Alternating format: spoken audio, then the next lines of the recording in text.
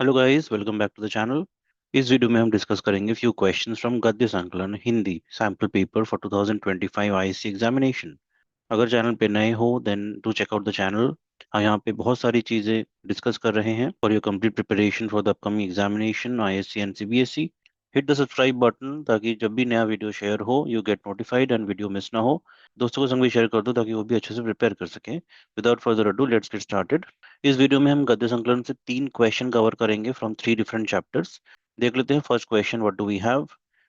First question Sharanagat कहानी से है। शरणागत कहानी से आपको क्या शिक्षाएं मिलती हैं? बुंदेला शरणागत के साथ कैसा व्यवहार करता है, कहानी के आधार पर स्पष्ट करें। देख लेते हैं इसका आंसर। शरणागत कहानी से हमें कई महत्वपूर्ण शिक्षाएं मिलती हैं जो हमारे समाज को और व्यक्तित्व को प्रभावित करती है। यह कहानी मानवीय मूल्यों और आदर्शों पर आधारित है। शिक्षाएं क्या है? पहली शिक्षा दया और मानवता। कहानी से यह शिक्षा मिलती है कि चाहे कोई भी व्यक्ति या जीव शरणागत हो, उसके साथ दया और मानवता का व्यवहार करना चाहिए। सेकंड है समर्पण और आत्म बलिदान। जब कोई व्यक्ति अपनी आत्मा की शांति और कल्याण के लिए समर्पित होता है तो उसका आत्म बलिदान भी प्रेरणादायक होता है। और नंबर 3, समाज में समानता और न्याय। यह कहानी समाज में समानता और न्याय के महत्व को दर्शाती है, चाहे कोई भी व्यक्ति किसी भी वर्ग या स्थिति का हो। बुंदेला का शरणागत के साथ व्यवहार। बुंदेला का शरणागत के साथ व्यवहार पूरी कहानी में उच्च नैतिक मानदंडों और आदर्शों पर आधारित है। बुंदेला शरणागत का स्वागत करता है और उसके प्रति दया, सहानुभूति और समर्थन का प्रदर्शन करता है। वह उसकी मदद करने के लिए तत्पर रहता है और उसे सुरक्षा और संरक्षण प्रदान करता है। यह व्यवहार एक आदर्श उदाहरण प्रस्तुत करता है कि कैसे शरणागत के साथ मानवीय मूल्यों के आधार पर व्यवहार किया जाना चाहिए। कहानी शरणागत हमारे समाज में नैतिकता, मानवता और आदर्शों के महत्व को उजागर करती है और हमें सिखाती है कि हमें दूसरों के प्रति करुणा और सहानुभूति का व्यवहार करना चाहिए। देख लेते हैं नेक्स्ट क्वेश्चन। तुमने इस घर को लाख अपने खून से सींचा हो, पर यह घर कभी तुम्हारा अपना नहीं हो सकता। तुम यहाँ हमेशा आउटसाइडर ही रहोगी। मम्मी का यह कथन पुरुष प्रधान समाज में नारी के दोयम दर्जे को प्रदर्शित करता है, स्पष्ट कीजिए। देख लेते हैं आंसर में क्या क्या हम कवर करेंगे। मम्मी का यह कथन पुरुष प्रधान समाज में नारी के द्वितीय दर्जे को प्रदर्शित करता है। इस कथन में निम्नलिखित बिंदु स्पष्ट रूप से नारी के द्वितीय दर्जे को दर्शाते हैं। देख लेते हैं ये करके। पहला, स्वामित्व का अभाव।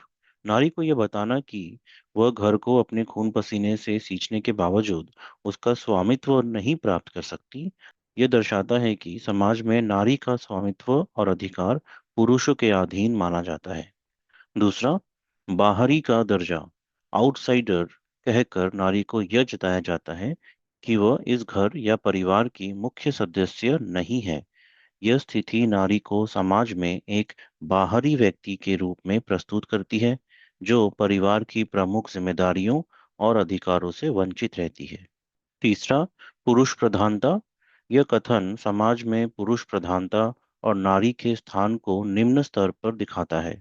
मम्मी का यह कहना कि घर कभी नारी का अपना नहीं हो सकता, यह दर्शाता है कि समाज में निर्णय लेने के अधिकार और स्वामित्व पुरुषों के पास ही रहते हैं।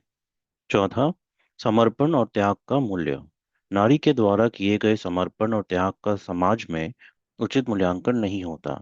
नारी की कड़ी मेहनत और योगदान के बावजूद उसे सिर्फ बाहरी व्यक्ति के रूप में ही देखा जाता है। यह कथन स्पष्ट रूप से पुरुष प्रधान समाज में नारी के द्वितीय दर्जे को प्रदर्शित करता है और यह बताता है कि नारी को समाज में स्वामित्व और अधिकार प्राप्त करने के लिए संघर्ष करना पड़ता है। देख लेते हैं नेक्स्ट क्वेश्चन। मनुष्य प्रकृति के इन आवेगों पर रोक लगाता है और कोशिश करता है कि वह गुस्से के वश में नहीं, बल्कि गुस्सा ही उसके वश में रहे। वह लोभ, मोह, द्वेष और काम वासना का गुलाम नहीं, बल्कि ये दुर्गुण ही उसके गुलाम रहे। पहला क्वेश्चन जो हमारे पास यहाँ पे है, लेखक ने प्रकृति और संस्कृति में क्या भेद बताया है?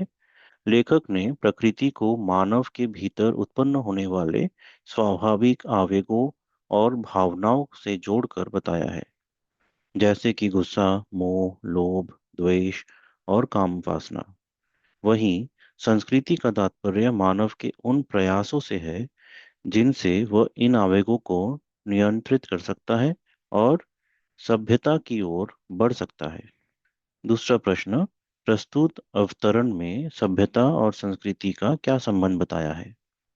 प्रस्तुत अवतरण में सभ्यता और संस्कृति के बीच यह संबंध बताया गया है कि सभ्यता मानव के बाहरी जीवन की व्यवस्थाओं और नियमों से संबंधित है, जबकि संस्कृति मानव के आंतरिक जीवन, उसके विचारों, भावनाओं और आत्मनियंत्रण से जुड़ी होती हैं।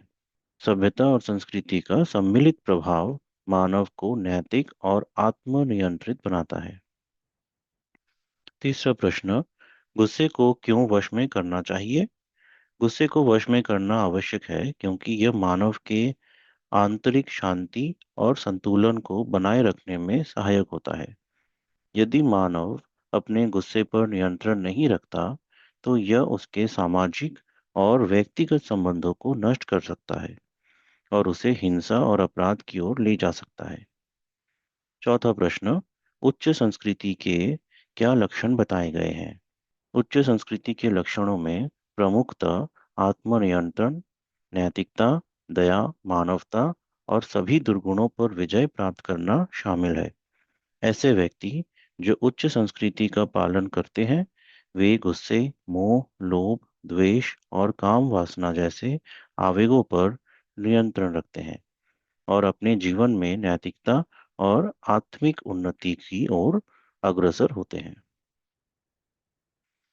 सो ये थे कुछ क्वेश्चंस गद्य संकलन के 3 गद्यों में से। और भी हमारे वीडियोस आने वाले हैं हिंदी पे फॉर योर कंप्लीट प्रिपरेशन।